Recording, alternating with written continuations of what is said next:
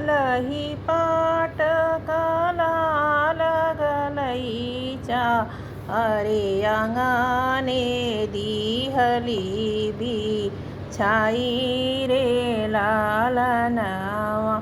लालही पाटका लाल गलईच्या अरे अंगणे दिहल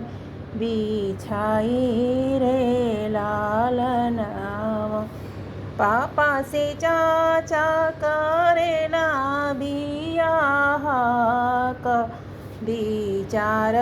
हरे लाल नावा पापा कहेला बेटिया जो द्या बियाहबो अरे चाचा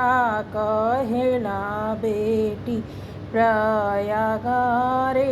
लाल नावा लालही पाटेका लाल गलहीच्या अरे अंगणे दिहली बिछाई रे लाल नाव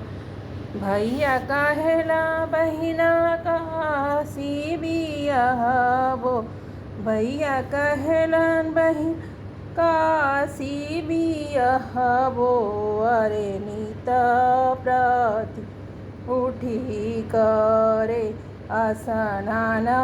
रे लाल नाव लालही पाटेका लाल गलईच्या अरे अने दिहली बिछाई रे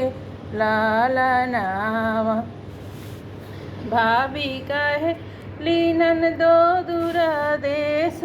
बियाहबो भाभी लीनन दो दूर देश बियाहबो अरे केहू नाही आई जाई रे लाल नावा।